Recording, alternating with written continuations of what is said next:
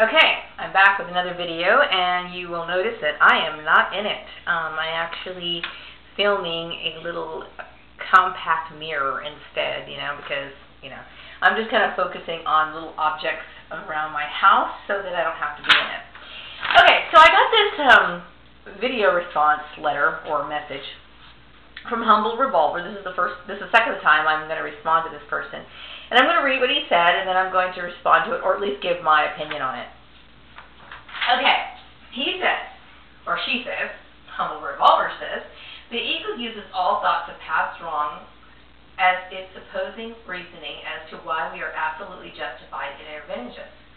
This is characteristic of ego thinking, living in the past and never staying in the present moment, thus holding grudges and harboring victimization and limiting stories of perception. Furthermore, the ego uses the argument that he'd do it to you. This, of course, is erroneous to ever assume the enemy's or any other being's position or response to circumstances. In fact, assumption is the very process of creating an enemy, since there is no specification as to what the other will do. Yet we assume negativity and hatred, which then fuels the ego's battle of opposition. Okay. I'm not looking for justification, but I will say that my feelings are justified. I'm not looking, I don't have to question it. It is a natural response, okay? The way that you almost sound very Eckhart Tolle-ish, almost, very New Age thinking, and that's fine. I mean, that works for some people. And I think people have to experience different things in order to have different viewpoints. In my position, when it comes to this sort of thing, I have to say, I consider myself a spiritual person, but I'm somewhat of a humanist as well.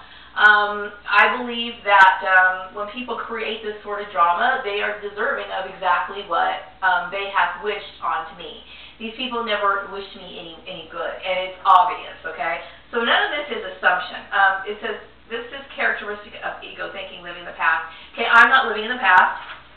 Yeah, I like listening to a lot of old music, but I very much stay in the present, and I'm not dwelling on the situation. The issue that I'm upset about is I'm in a situation as a result of it.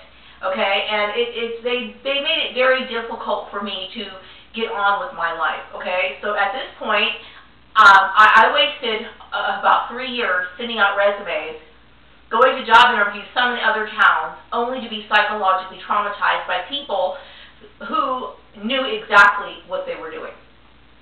Okay, and so none of this is based on assumption. This is all based on people wanting to harass somebody who they feel threatened by just because I exist for no other reason. I can't ignore that. So I'm not assuming, I'm not making any assumptions about anything. The reason why I'm sitting here struggling to pay my bills is a result of their ignorance and their foolishness. And I'm not going to say ignorant because they were warned multiple times, okay? So it's not ignorance, it's corruption, okay? Plain and simple. Now you go on to say, even if someone demonstrates a common tendency, it does not mean we continue to feed the possibility by assuming it's going to occur. It only reinforces fear and keeps us trapped. All fear is overcome by letting go of resistance to it, and likewise, all enemies are therefore overcome by letting go of reacting to their negativity.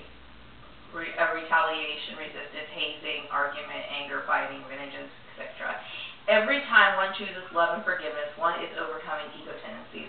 The downfall of the ego is love and radical humility and gratitude. This means embracing our greatest fears of humiliation and death, loving all those who we perceive as an enemy.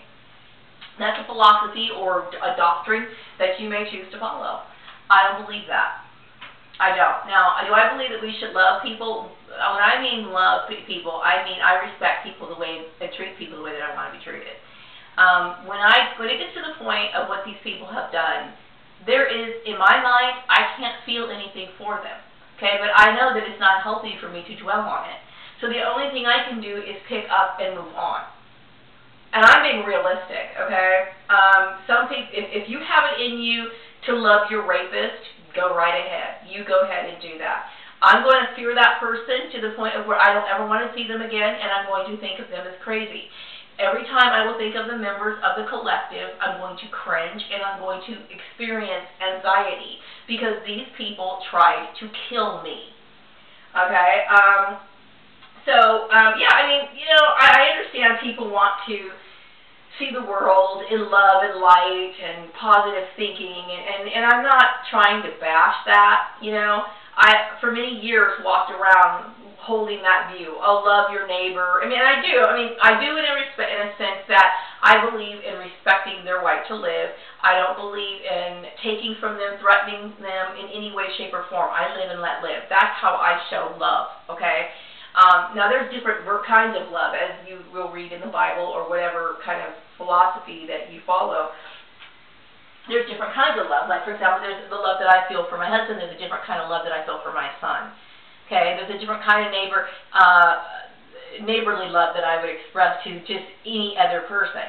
So, but for some people, they're not worthy of, in my mind, love, based on the interaction that I had with them and the circumstances. So the members of the collective, in my mind, I can't feel anything for them except for just absolute disgust. You know, these people threaten my life. They, what do you call it, divulged information about an issue relating to my race and created a racial war among people that I didn't deserve. Okay, so these people aren't, in my mind, and that's what we're talking about. We're talking about things that are subjective. We have the right to believe whatever we want to believe in this country, and actually, it's our birthright to have that. The only way that I have it in my heart to make it right is to forget their existence. Plain and simple. I will never love these people. I will never try to understand what they were trying to do, because in my mind, there is no justification for what they were trying to do. Every single last one of them had a selfish motive, okay, to keep this black girl from living the life that she wants to live, that I have the right to live and I'm entitled to live, okay, using excuses like my race, that dumb issue about, you know, my race, being married and lying about my race and all this other stuff, saying that I can't be a manager based on my race, that's BS. Whoever I'm married to, that's nobody's business, you know. All of these things that are discriminatory. Okay, these people have discriminated against me, and they knew good and well that they were doing it because I have told them months ago.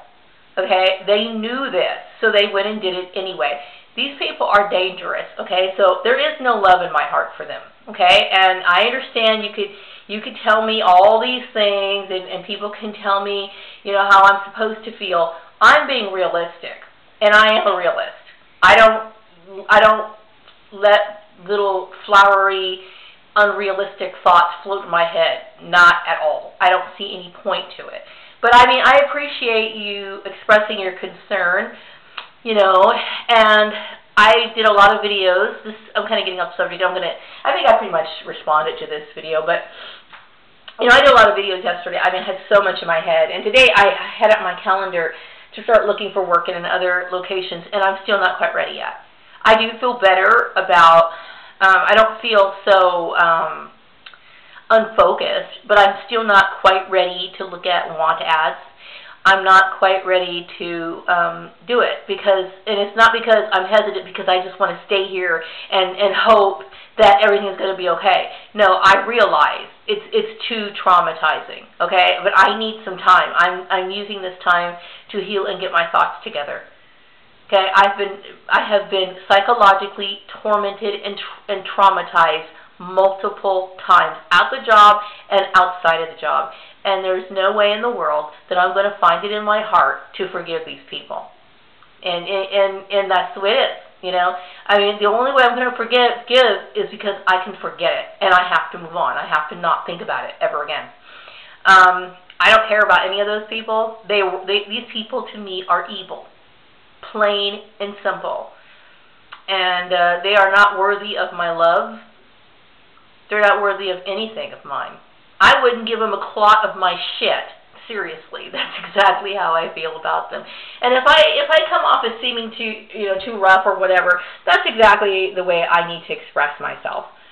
You know, because a lot of people who've gone through this have done a whole lot worse. And I have dealt with enough symptoms of post-traumatic stress disorder, nervousness, insomnia, severe depression, and then on top of it all, I'm sitting here living in a state of what I consider to be destitution. I don't make hardly any money, and I get treated like I'm some second-class citizen when I've done everything I could to protect people that are nothing more than trash to me. So, no love, no regrets.